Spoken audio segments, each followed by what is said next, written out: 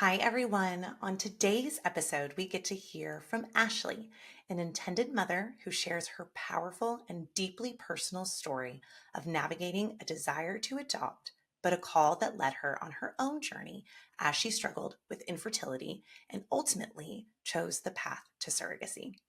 In this episode, Ashley opens up about the emotional highs and lows of her journey through failed fertility treatments, miscarriage heartbreaks, and the decision to pursue surrogacy, which led her to the arrival of her beautiful son, Hawk.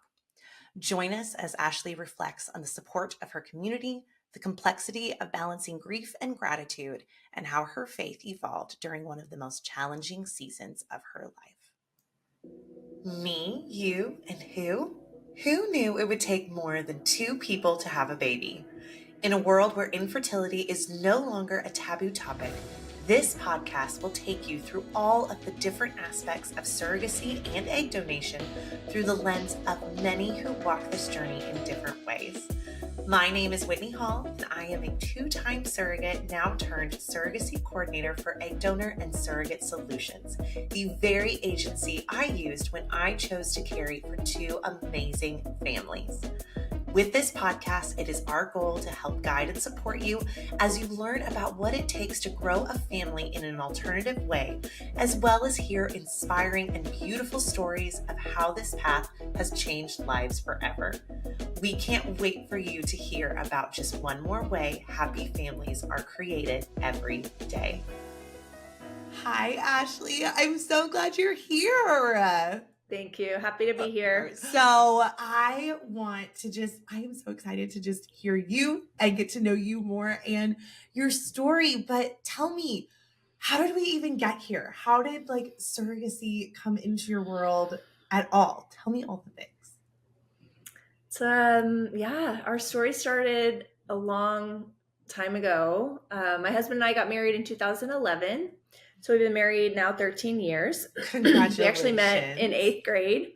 So cute. Yeah, at the tween dance club. So if your 8th grader ever comes home and says that they met their partner for life, they could be right. They could be right. Love it. I love it. Yeah. So I guess, we had a very big, full life. We got married really young, right? 23 years old. Kids were something we both always wanted, but we're not on the radar like anytime soon. So we lived in LA at that time. We're both from Houston, but my husband was living out in LA and I had moved there. And so we came back to Houston, got married, went back to LA, and then started our life. And at that time, I actually wanted to adopt kids. And that's something that I had decided when I was like a little girl. It's kind of a long thing, but basically. But it was on your heart. Yeah. My mom struggled with infertility, and she told me about that since I was young, just about how awful that experience was and how difficult it was. And so I saw, I could clearly see as a child the pain it had caused my mom. So I think in my little girl brain, I decided, I'm going to avoid that pain by adopting. Oh, wow. And I had cousins who were adopted. So I saw it, I saw the value and the beauty in growing your family in that way.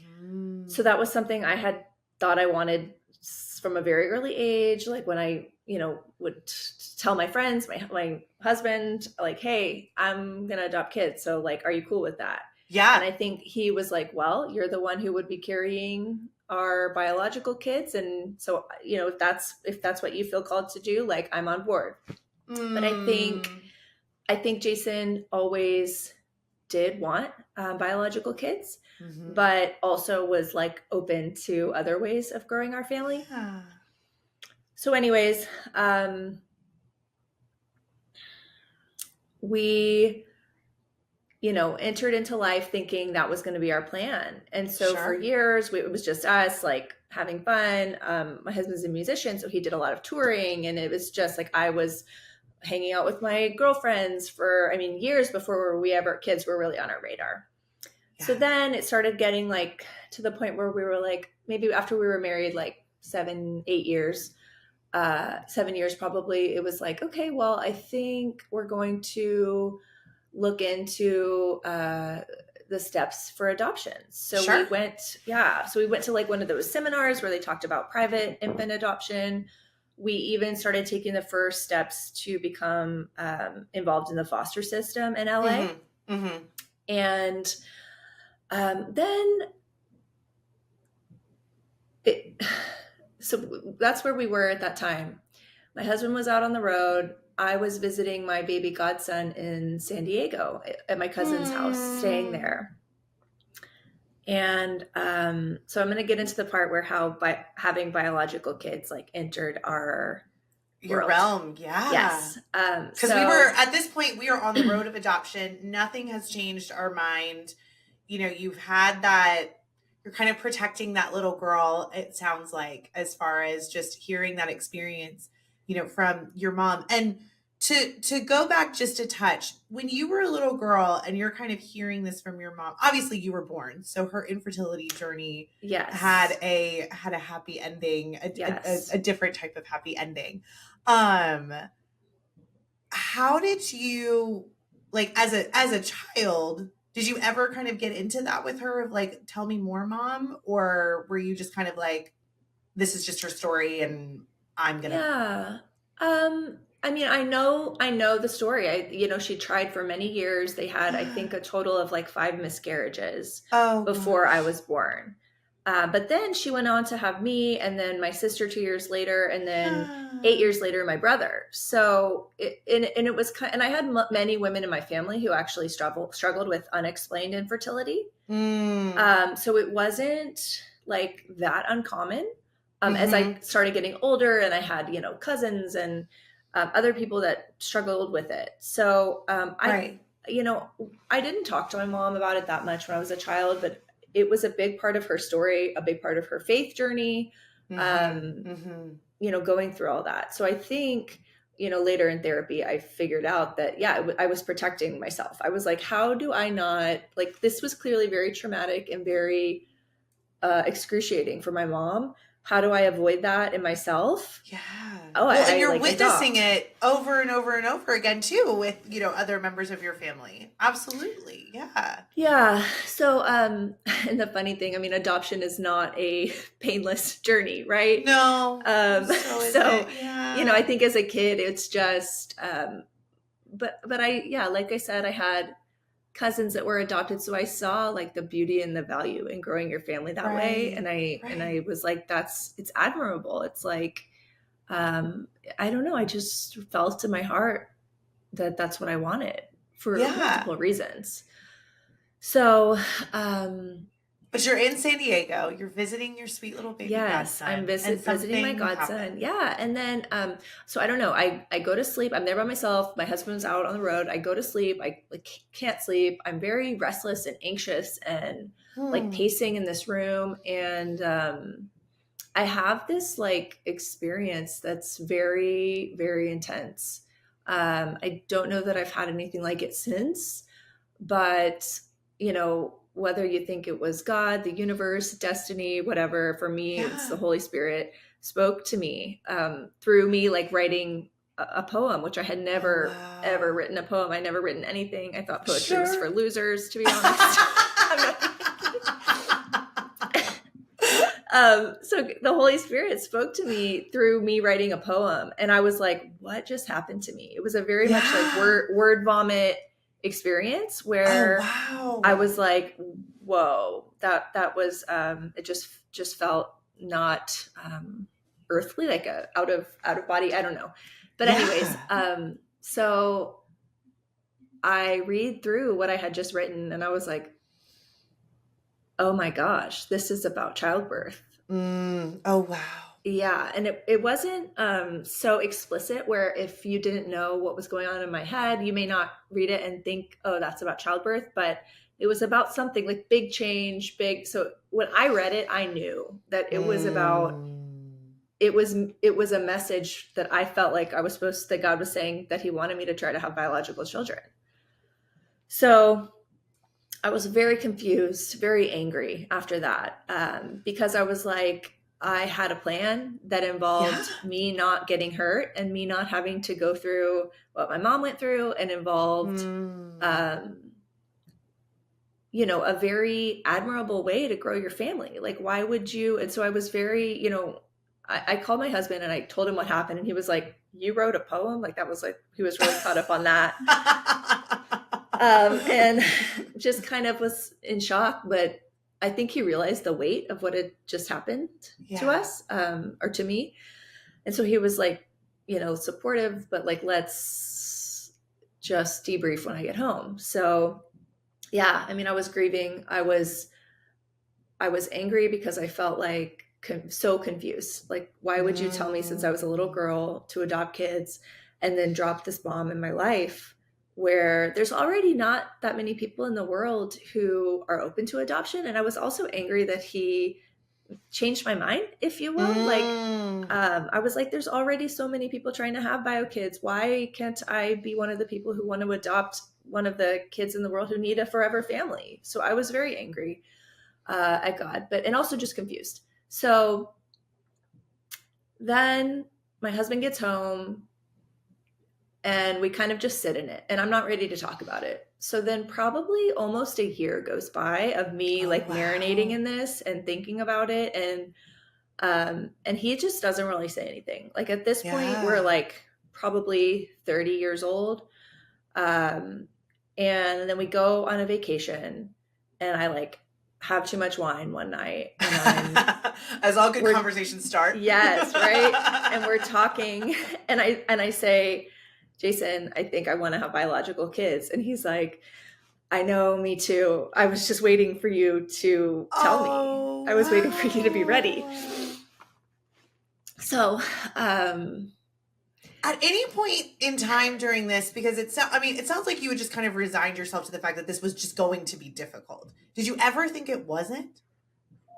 Or did you kind of already know, no, this is going to be a long road. I just know it. um, I don't necessarily think I knew it was going to be a long road. That was my biggest fear, for sure. My biggest fear Mm-hmm. was becoming one of these women who wanted to have a baby so bad and couldn't. I mean, to be honest, like, I was like almost ashamed to want it so bad and not have it, because I just thought like there's more to Mm. life than having a baby. Like, we have a very full life, but at the same time, I wanted it more than anything in the world. Yeah. Does that make sense? Like, It I makes I total didn't sense. I didn't want to be that woman, uh but low key, I think in my heart, like, that's what I wanted more than anything. Yeah, for sure. Well, again, you were protecting yourself. Yeah. Yeah. No, that makes sense. So sweet Yeah. Jason waited for a year Yeah. for So he and a good wine conversation. yes, and he was always like, your body has to do it. So it's, Mm-hmm. I Oh, I good want I man. want what Good you want. man. Yeah, he really was. Yeah. So, but yeah, we had that conversation. He's like, me too. I was just waiting like for you to tell me, because I knew like that's what you wanted to. So, and I was kind of waiting for you to be ready. So then it became like, we're ready. So then we start trying, and part of me did think it would just happen right away. Like, Mm. that God would be like, haha, see, it's not so hard. And I remember I had a girls' trip planned to New York, and I was like, gosh, and it was like 6 months away. And I said, oh, I don't want to get pregnant before New York, because I want to like be able to go out and party with the girls. Yeah. So I thought, but if it doesn't happen, like, I'm going to start getting kind of antsy when I get home from New York, and if it Mm. hasn't happened. So New York comes and goes, hasn't happened. And then I start getting like, okay, I'm ready. Like, okay, it needs to happen. It needs to happen. Yeah. And so after about 9 months of it not happening, I went to the doctor. I went to see the gynecologist because I knew unexplained infertility runs in my family. By this point, I think I was like freshly 31 years old, maybe. Okay. Um, and so I wasn't like considered geriatric or whatever, Which like is the just the term they meanest use. word. I I know, it's the swear. worst. I I know. swear. I know, but I'm like a very physically fit, healthy person. And I go Yes. to the doctor and they do some tests and they're like, your body looks, everything looks perfect. Everything looks great. This shouldn't be hard. Yeah. So then it still doesn't happen. So I asked to see a reproductive endocrinologist. So we see the RE. Mm-hmm. And we start with, I think, like a medicated cycle, and then that didn't work. And then so we move on to IUI, the turkey baster method, Mm-hmm. for those of you who are not familiar. And the reproductive endocrinologist, again, like does like a sperm analysis and tells Jason, like, your sperm's amazing. Your sperm is so, What a compliment. Yes. Like, and Jason's like getting a kick out of it. And they're like, oh yeah, look at all these beautiful follicles. Look at this beautiful sperm. You guys are going to have multiples. Like, and we really thought, like, to this point in my life, I had been like, hey, when I want something, I work at it and I get it. And I am a high achiever. And so I thought, like, I'm going to just achieve this. I'm going to nail it. We had two, like, young, healthy bodies. Everything's working perfectly, perfect sperm, perfect eggs, whatever. Yeah. So we then go through 5 failed IUIs. So this is when things, like, I guess, spiritually, all of it just start to really get messy. Cause I'm like, God, you did this. You told me this. Why did you tell me this only to make me suffer? Yeah. Like, and go through this, torture of wanting this so bad and not being able to get it. How are you navigating? Cause I mean, you had, I mean, in your words, you had grieved this original idea of how you were going to grow your family. Now you're, okay, let's do it. It doesn't go kind of the quote typical way. And so now we are having to start having these appointments and things like that. What was kind of your mind like during that, especially knowing the family history and then knowing where you came from, that this idea, like you had been wanting to avoid this the whole time?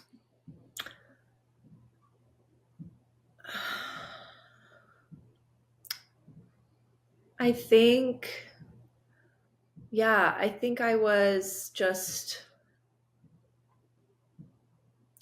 I mean, I was terrified. I was terrified that my worst fear was going to come true. Sure. Which was, wanting this so bad and not having it be an easy road. Yeah. And so, I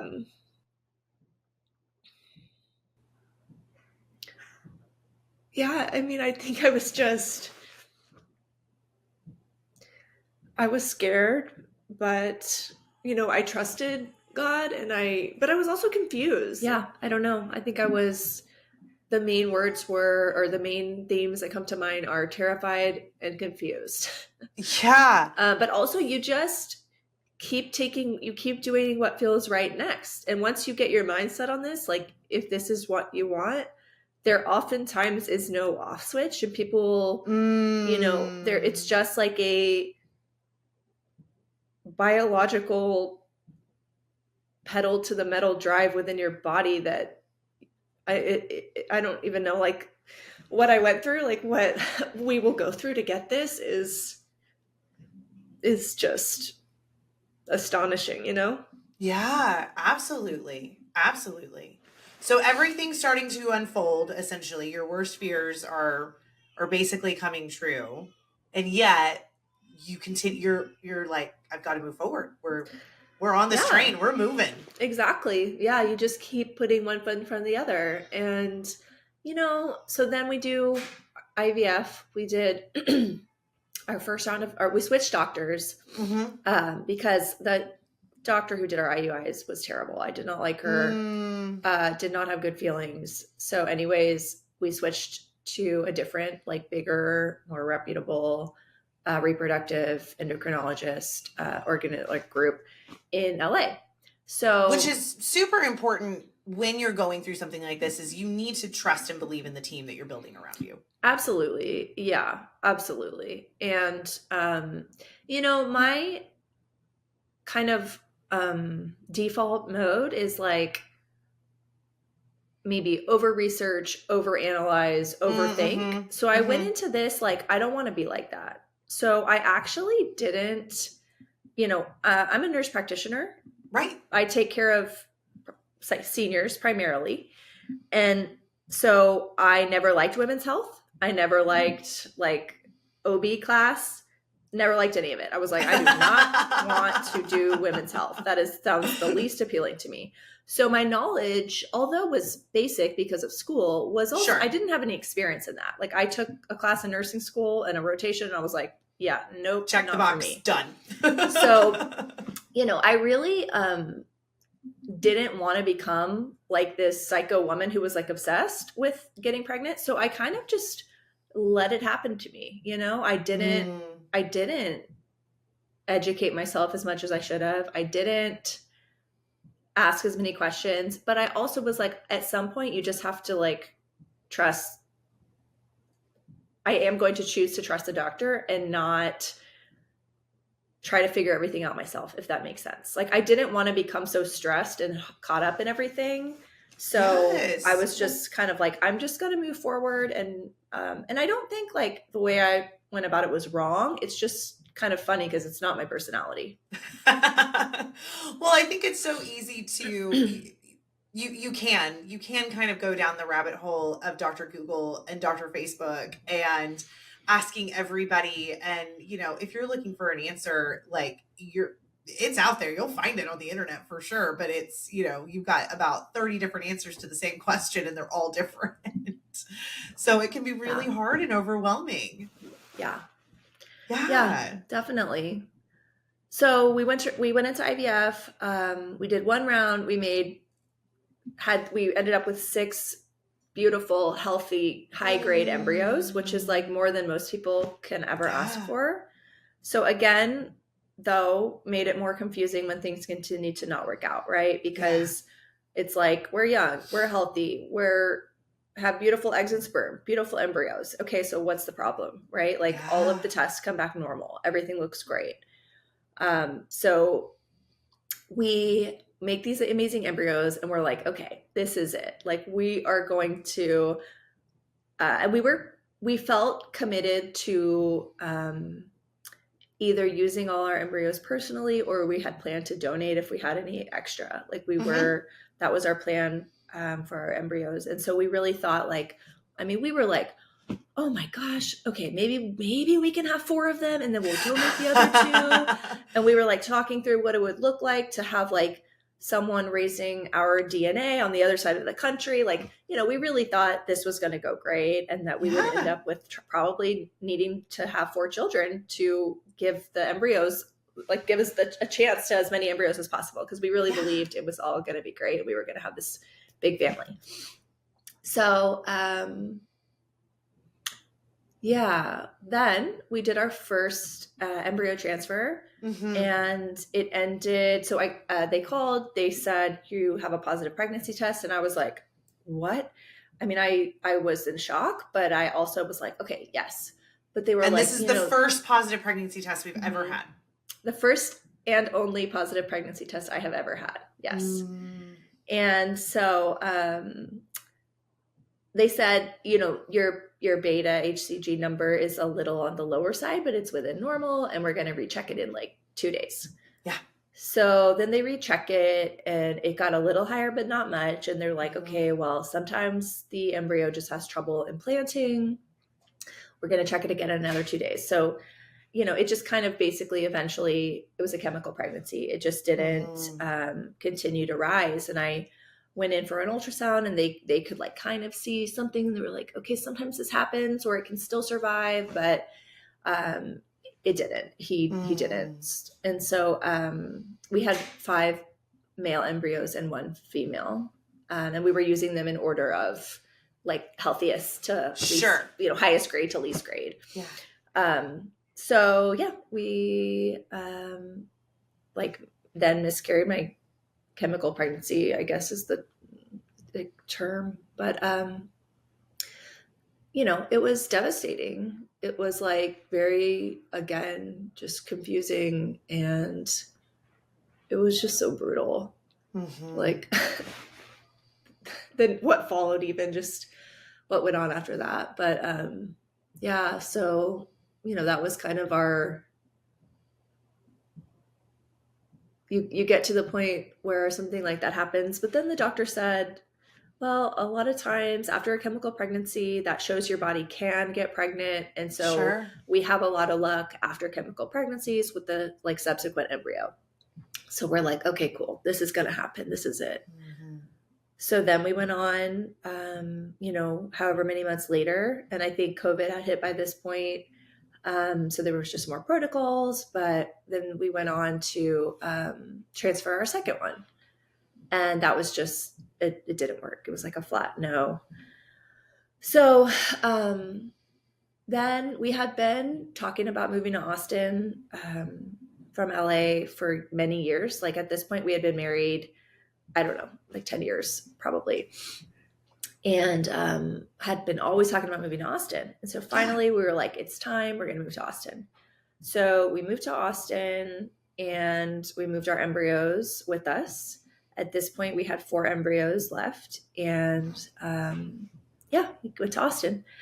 And we got plugged in with a new fertility place. So by now, this is our 4th doctor, because we had the gynecologist who did my initial tests. Right. The doctor who did my IUIs that I did not like, my group in LA, which I liked, and now, but we didn't have success with, obviously. And now the new place in Austin. Right. So I had an ERA, the endometrial receptor test, to basically figure out if perhaps we were transferring the embryo on a day that like my body wasn't as primed, which I think there's still, I'm not sure like how scientifically backed ERAs really are. But anyways, we got a date. Yeah, lots of schools of thought on all of the Exactly. things. Exactly. But like when you're at that point, you're like, try anything. Sure. I don't care. Yeah, absolutely. So they did the ERA and they're like, oh, well, we've been transferring a day too late or whatever it was, a day too early. I don't remember. And all we need to do is just give it one more day. So, wow. Right. I'm like, oh, great. This is the reason that missing puzzle piece this is done. Not working. Exactly. Yeah. So, and at this point too, I had like started acupuncture and I'd like, really, really cleaned up my diet. I'm like gluten-free, whatever, like all like just avoiding no more everything. Wine. No more. Just being like so healthy, even though I already was a healthy person. Right. And I'm like doing yoga. I like stopped doing CrossFit because it was like, maybe I'm doing too high impact of exercise. I'm like going to do low impact and keep my stress levels down and like, anyways, all the things. So, then we did our 3rd embryo transfer, which was also, so at this point we had lost 2 boys. This is our 3rd boy. And we did our 3rd embryo transfer and it didn't work. It was just a totally negative test again.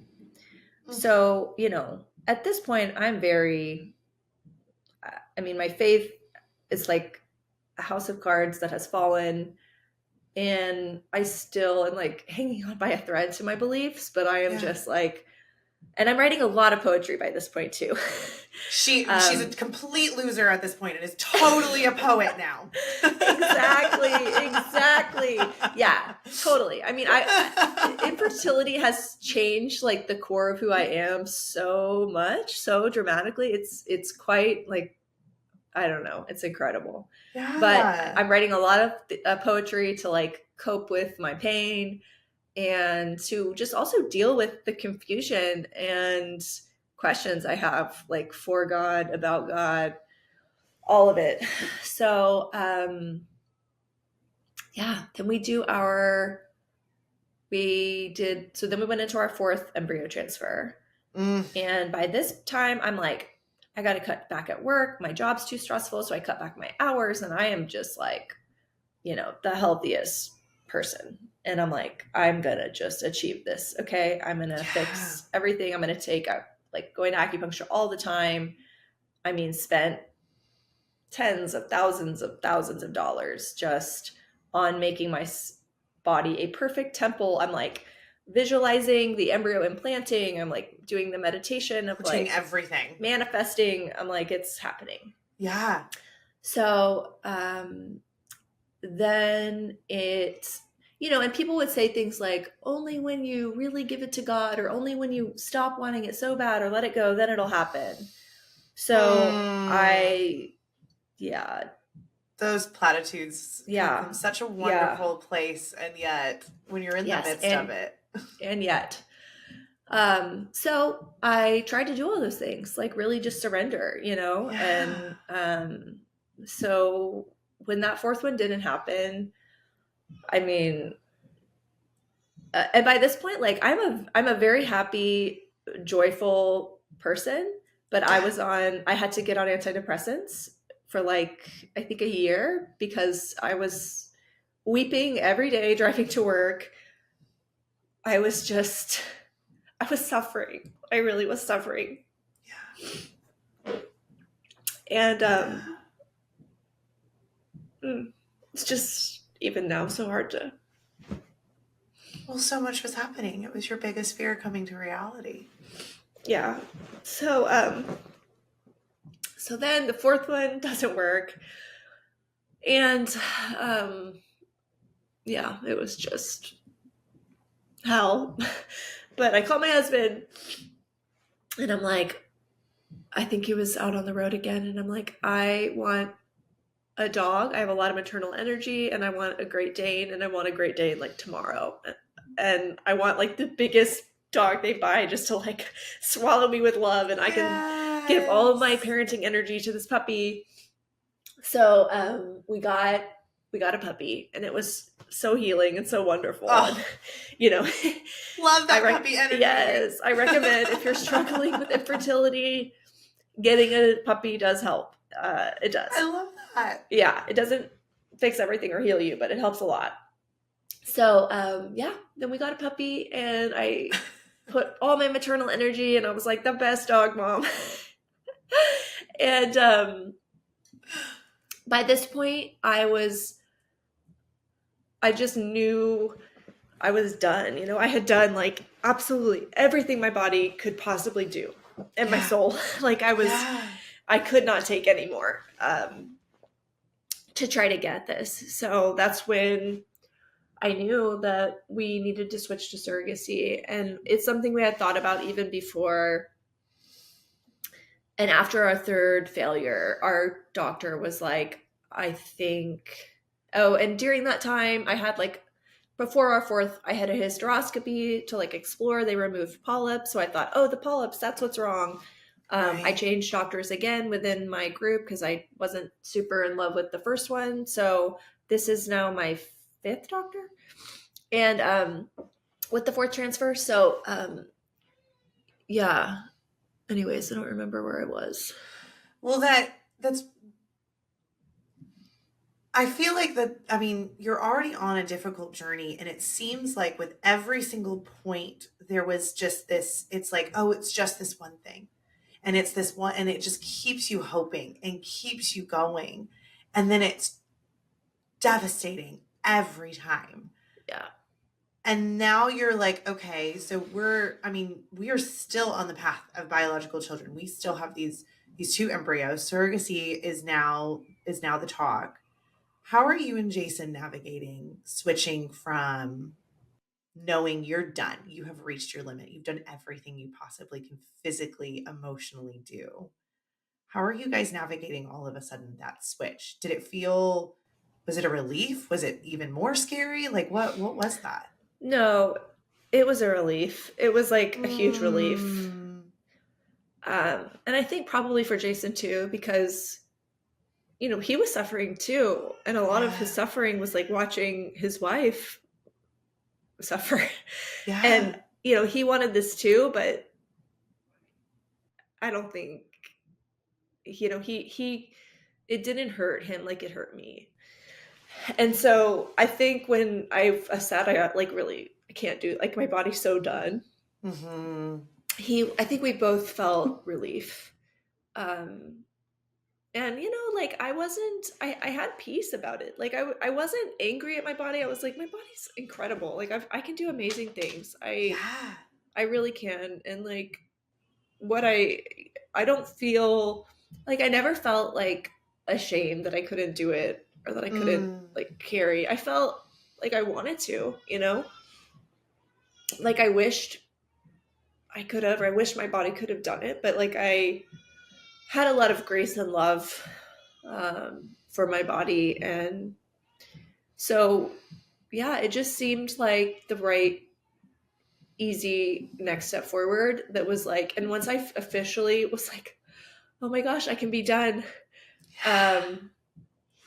I was able to just, I don't know, be kind of myself again, like get off get off antidepressants. And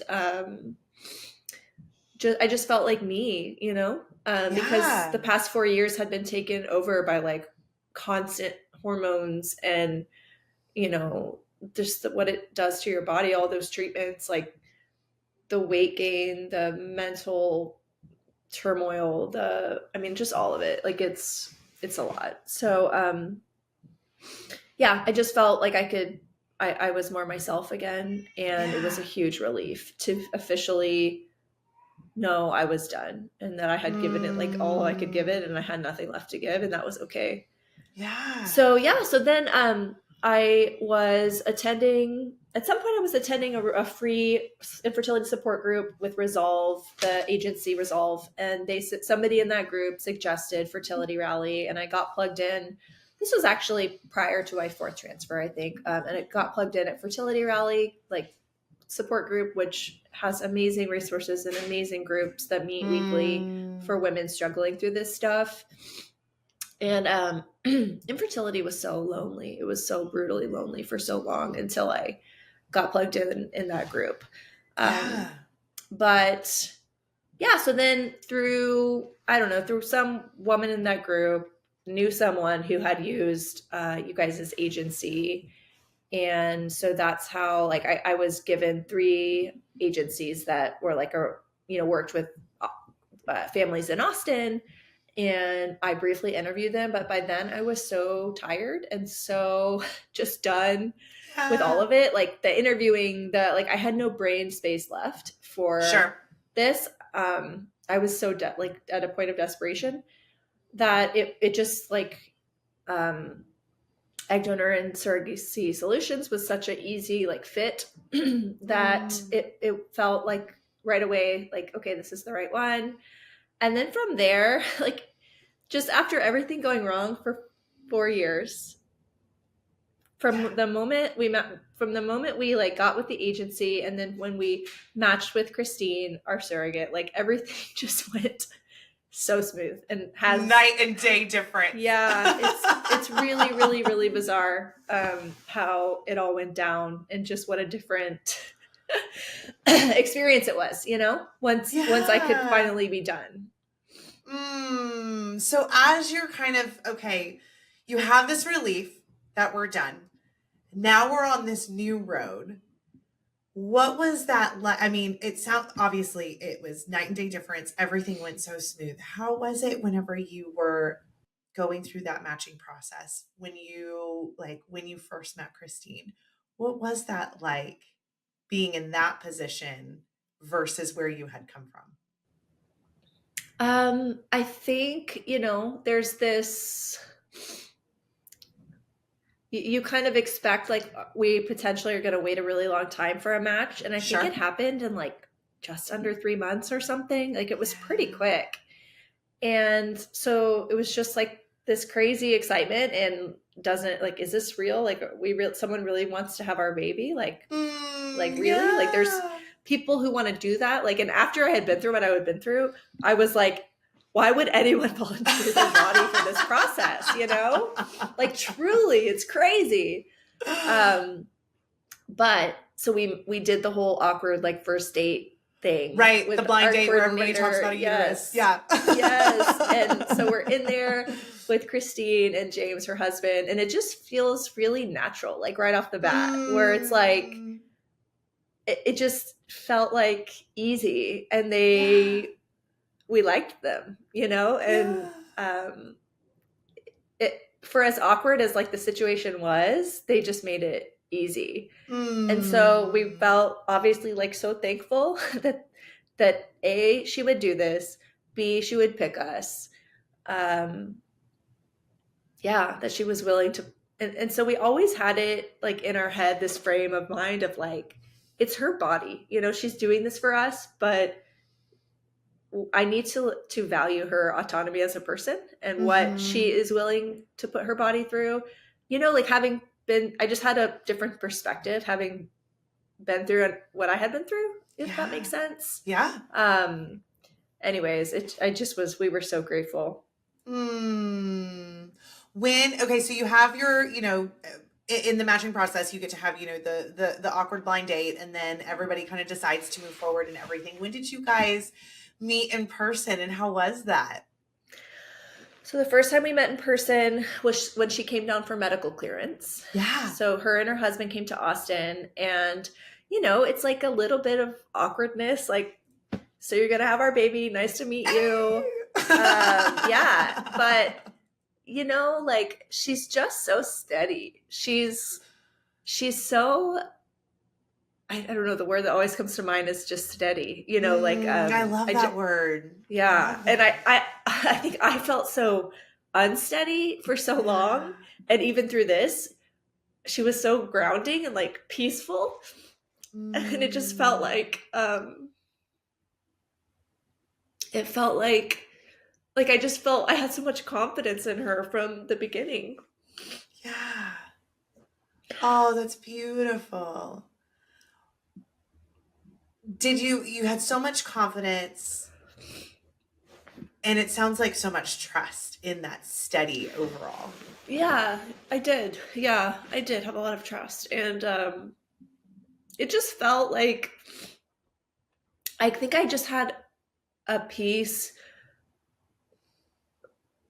that I never quite felt with when it was me trying to do this. And it was Mm. part of like, I'm kind of a control freak, and the thing about fertility is like the amount of work you put in does not equal what comes out, Yeah. and that's really hard pill to swallow for a high achieving person. Sure. And yeah, so I did have a lot of trust, and so we met like at medical clearance, and everything just went well. We did the site clearance, the lawyers, there was like a little bit of back and forth with the lawyers, but other than that, the whole process was quite smooth. And Yeah. then she we did she came back again for the transfer when it was time after we Yeah. were cleared. And we got to hang with her and James, and I feel like she was so cute. Like she had like the pineapple socks and Yes. like the board that was like transfer day, and like wanted to do, because this, Yeah. and I had to remind myself like, oh my gosh, she's not jaded like me. And I kind of was like, how charming that she thinks this is actually going to work. Like she doesn't know that Mm. when Jason and I have try to have a baby, it ends in pain and pain, and the answer is no. Yeah. So I kind of,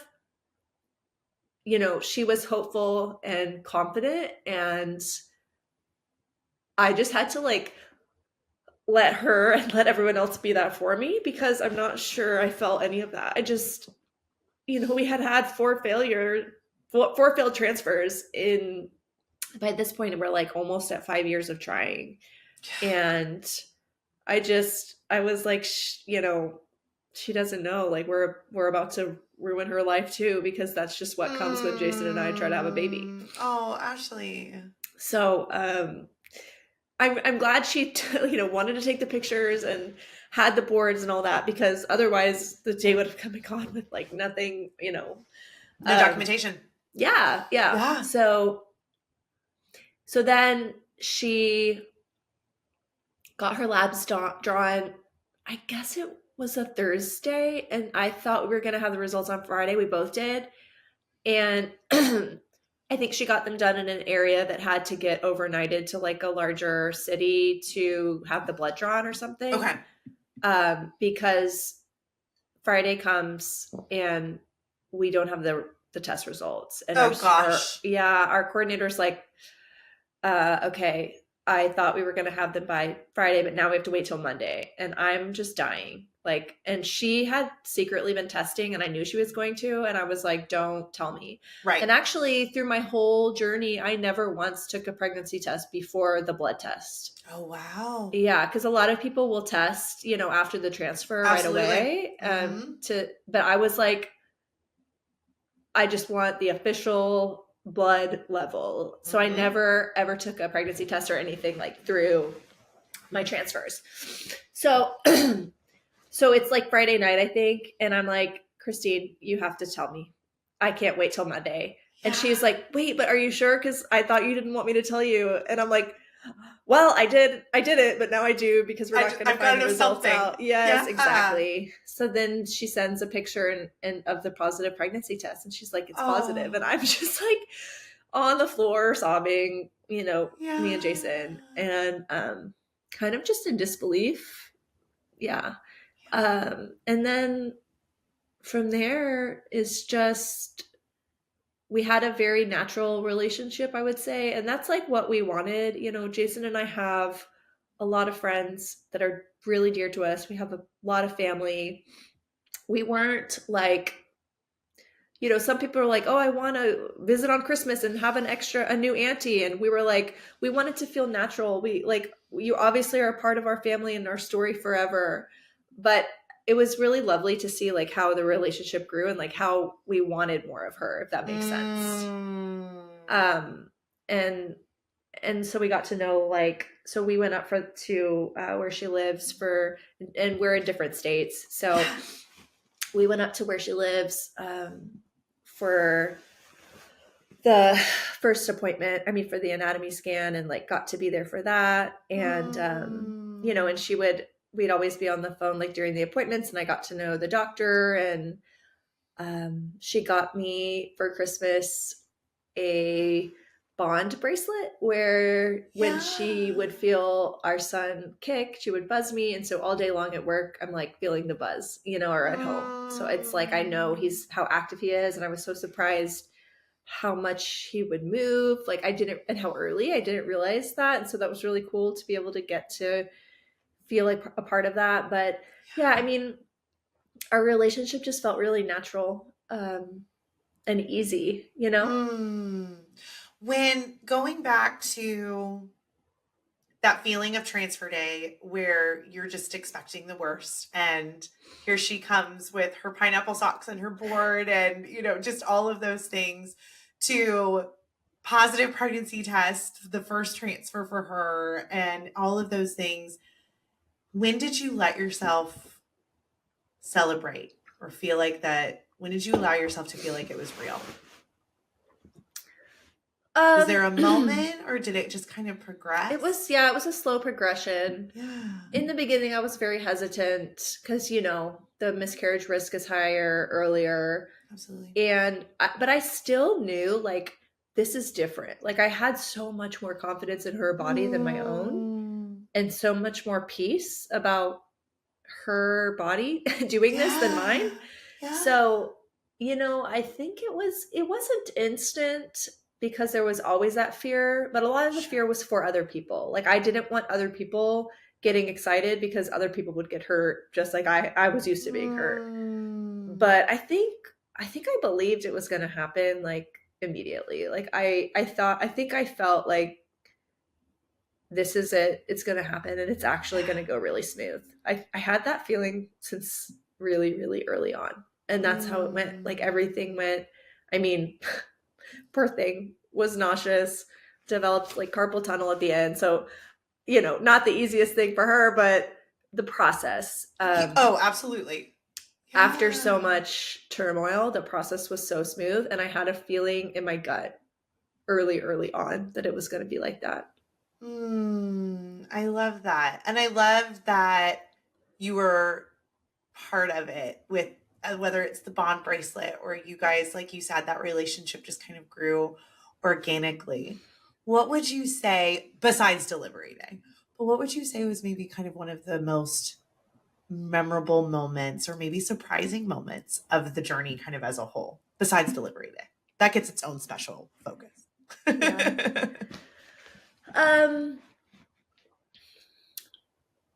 I think, at one point we were up in her state and it was like a little family gathering for her son's birthday and we got to go. Yeah.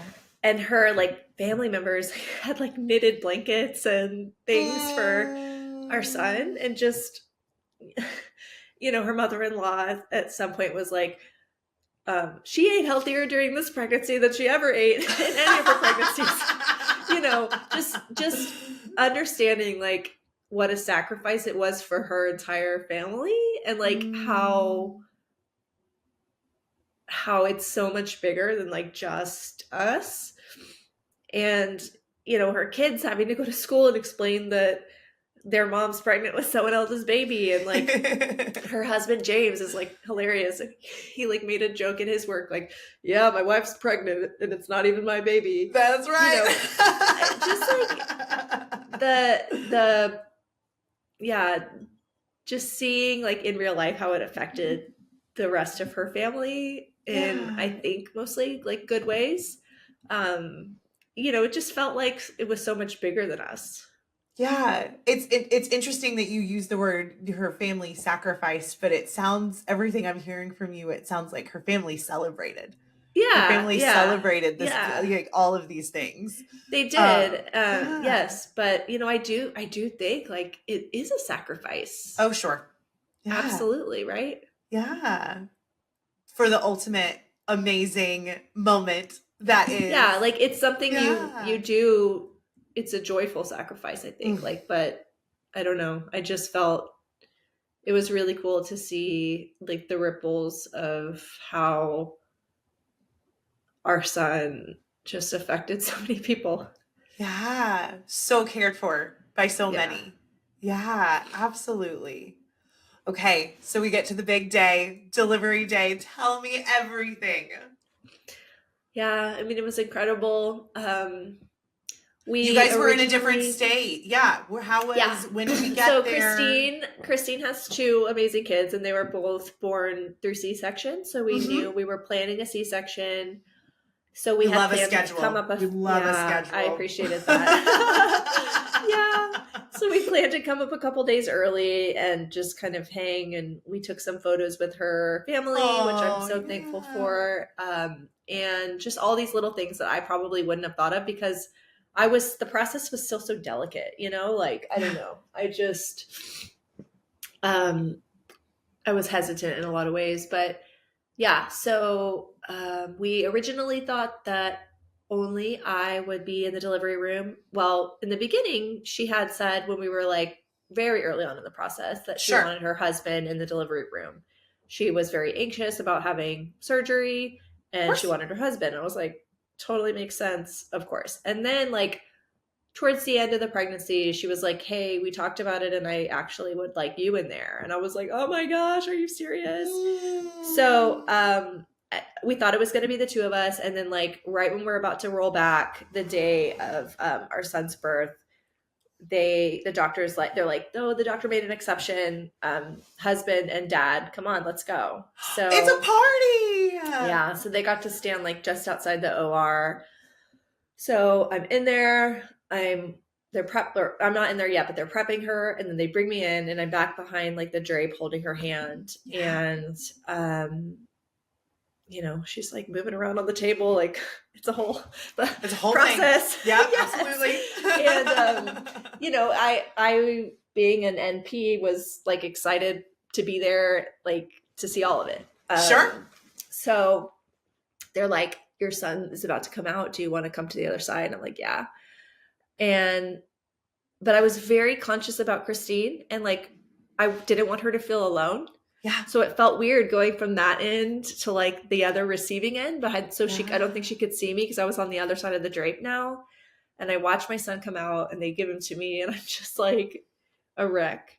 Yeah. But I'm very, like, I'm holding him and I'm very conscious of the fact that Christine's on the other side, and I want to be with her. Like, I want to go immediately and like tell her thank you Yeah. and hug her and like show him to her.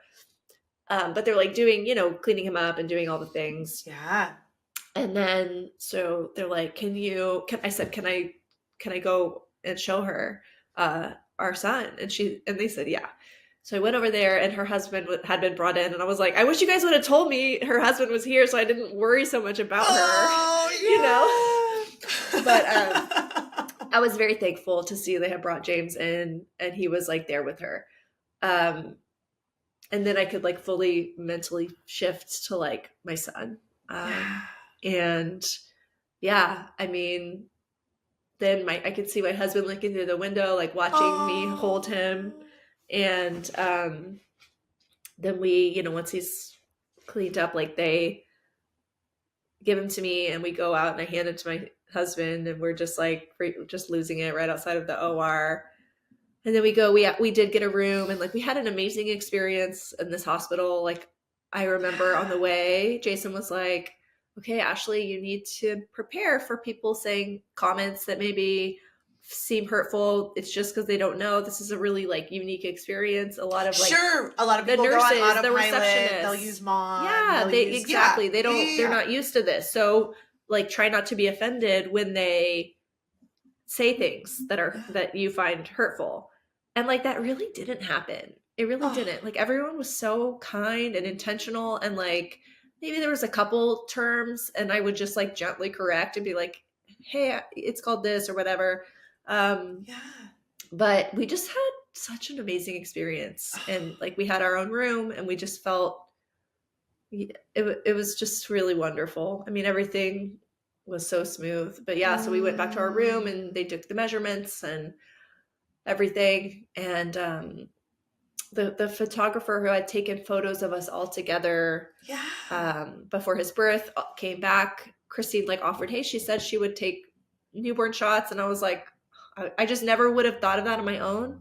So I'm really glad that I did that. Said yes. So they came, they took photos, and then we took them to meet Christine a few hours later, and my mom was there. And the next day, like Jason's dad came up and my dad came up, and yeah, I mean, he got to meet her two kids, and it was just amazing. That's beautiful. All those people that have been loving him and making blankets and just all of those things. Yeah, it's just that full circle moment. Oh, I love that. That's beautiful. As you're going through this, you had been writing poetry through your own, just process, and then you're processing through just the journey as a whole. Did you feel like as you were holding him that you could finally celebrate? Yes. Yes, I did. Yeah. But it's funny, like even now you hear me tell my story, I focus so much on what we went through to get him, because that is the complete version of our story. Yes. Like, and I felt, even in the midst of it, I felt like it was really important to keep telling our story before we had the happy ending, because we do have the happy ending now, but like not everybody gets that. Not every person who enters into this will end up with a healthy earthside baby. And like, that's the reality. So I feel just so grateful to Christine. Like, her pictures all over his nursery. I've been working on his like baby book, and she's just all over it. Like, I went back to work, and like most everyone knew because I was very open about it. But I mean, people will be like, you have a 4-month-old? You look great. And I'm like, thanks. I know I didn't carry him, but and I'll explain. Like, I love telling people about what she did for us. I love telling people about just like the beauty that surrogacy is, and I feel really lucky that we got to have him this way. But it was at a huge cost. A huge cost. Yeah. You mentioned before, your faith is so important to you. And, I think you said it was a was a shoestring at one point. How has your faith grown, changed, morphed, being in the spot that you're in now? Getting to look back on that happy ending. If you're willing to share. Yeah, no, I think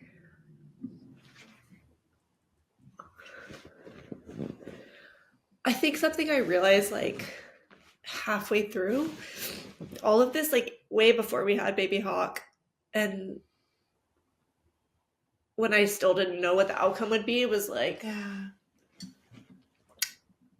and I didn't want to love the promise more than I love the promise keeper. Mm. And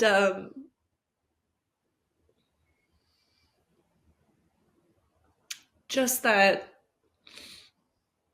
you know, I hear a lot of like everything happens for a reason. I'm not sure I believe that mentality. Like, I think there's just random pain and suffering that makes no sense that happens, like that has no purpose. I think that I had this like mantra in my head, like, God can do this, he will do this, but even if he doesn't, like, he's the most high king and I will worship him forever. Like, that was always what I would try to come back to.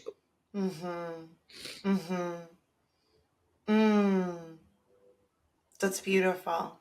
That's beautiful. And so raw and so vulnerable, because it's so easy to get lost when you're in the midst of going to acupuncture 5 times a day and drinking all of the juice and working out and all of the things. And now, and you keep moving forward and you're on this infertility train that just never seems to stop. And it's beautiful that you had that bedrock. Yeah, I mean, on my best days, but there was a lot of anger and a lot of like, you know, really raw poetry that happened. And just, I mean, I still like don't understand like why it went down like this, you know? And, you know, one thing that's important is like having my rainbow baby, having baby Hawk here. It doesn't, obviously, as you can see, I told you I'm a crier, but it doesn't negate or take away all my suffering. And I still am confused about why I'm forever changed by that suffering, forever changed. And so just like having a baby finally after 5 years doesn't take away everything that's happened to me. And our story is like so complex, which is why I'm always like, I don't know, I saw so many women with strollers with babies where I assumed it was easy. And so anytime someone comments, I'm like, thank you, it was years of hardship to get him here, but here he is. You know, like I can never just celebrate without acknowledging the hardship, if that makes sense. But I don't think it's a bad thing. I just think that's how I feel. I don't think that's a bad thing at all. And I mean, you know, I won't get on the soapbox for too long, but I have always said it's never those random questions of like, oh, well, when are you going to have kids? Or, you know, oh, wow, you have a 4-month-old, you look great. Like, people just need to be so aware of their words because they just don't know the full impact. You don't know the full story. And even though your path to get there was such a roller coaster, I think both of the happiness and the hardship can coexist. And yeah, definitely. yeah. And the fact that you were brave enough to be that vulnerable and be the person that's willing to say it instead of just someone who kind of smiles and just knows. And there's room for both of it. But the fact that you are choosing to do that, I think is amazing. Thank you. Okay, you have already you've shared so much and have been so vulnerable. What would you, just after being on this journey and being on this side of the story, is there any advice that you would give to any intended parents or maybe even GCs? Or is there anything you would want to say to day one, Ashley? I mean, I think I've said, yeah, a lot of it already. Not the amount of work you put in does not equal what you get out. Yeah. Not everyone's story will end with an earthside baby. Mm-hmm. You'll know when you're done. You'll know when your body is like tapped the F out and you can't do Yeah. anymore. And like, that's totally fine. um, and you just keep doing the next right thing. If anything, I guess I would say don't wait as long as I did to get support. Mm.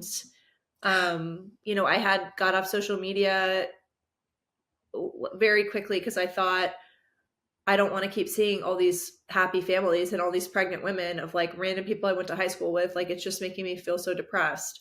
So I didn't even know there was like support groups for the longest time. So I Sure. was just so lonely for so long. So I Mm. wish, if anything, I wish I would have Googled infertility support group sooner, because that's how I think I found Resolve, which led me to Yeah. Fertility Rally. So And we're going to link that in the show notes for those of you who don't want to yeah. Google.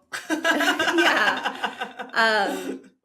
Yeah, I think that would be the main. Oh, and also, I mean, as I said too, like I still grieve the 4 losses we had. I still like, especially now that Baby Hawk is here and I see what those 4 potential babies would have been. My Mm. husband and I both like look at him and we're just like, wow, there was 4 others before him too. And I Yeah. think it makes us just so grateful for him. So like Mm. it had to be him, but also we grieve the 4 that were lost before him. Yeah. Yeah. Well, it's that layer. It's Yeah. just all of those layers. Yeah, absolutely. Okay, my last question, and it's a fun one for anyone who knows me, and you've just seen me sip on this the whole time, but I have a very codependent relationship with coffee. And so I always love to ask the question, what filled your cup today? Literally or figuratively, what was the thing that filled your cup? Yes, coffee every day, first Every thing in the day. morning, every day. I love it. When I lay in bed at night, I think about the coffee I'm going to have in the morning and I get excited. Girl, Like, you're singing my song. You're singing my song. yeah. And, just Hawk, like what a privilege it is to, when I hear his cry and it wakes me up, like, and I stop sleeping and then I'm like, oh, I'm tired. I'm like, oh my, like, it's just such a privilege and a gift to get to take care of him and be his mom. Yeah. Yeah. Oh, that's beautiful. That's beautiful. And then you go in and you see that sweet smile and the little gummy Yes. mouth Yeah. and He's in oh that phase yeah. where he's just so excited when you get him out of his crib. It's just the sweetest thing in the world. I love it. I love it. Oh, that's amazing, Mama. Well, again, I've noticed that it ad nauseum, but truly thank you so much for your vulnerability, for crying with us, for Plenty of sharing. that. Oh, girl, I'm here for it. For just sharing everything. I mean, it can be so lonely, and it's wonderful to be able to hear another story and to know that you're not in this alone, and there have been others Yeah. before and others now, and I'm really just so grateful that you were willing to share your story. So Thank you. thank you, Ashley. Thank you so much for joining us on this episode of Me, You, and Who. We appreciate your time and hope you enjoyed our discussion today. As we wrap, we would like to remind you of some of the ways that you can stay connected with us and be part of the Me, You, and Who podcast community. Firstly, if you haven't already, make sure to subscribe to our podcast on your favorite platform. Hit that subscribe button so you never miss an episode and can stay up to date with our latest content. But that's not all. We also have an exciting YouTube channel where we share some bonus content, behind the scenes glimpses, and video versions of our episodes. Head over to YouTube and hit that subscribe button there as well. And don't forget to click the notification bell so you'll be the first to know when the new episodes go live. And for more exclusive updates, engaging discussions, and a chance to connect with fellow listeners. Be sure to follow us on our social media accounts. You can find us on Instagram, Facebook, and TikTok at Create a Happy Family. If you're interested in finding out more about creating a happy family, please visit us at www.createahappyfamily.com. Thank you again for being part of the Me, You, and Who community. Your support means the world to us. I can't wait for you to join us next time as we continue to share stories and journeys of creating happy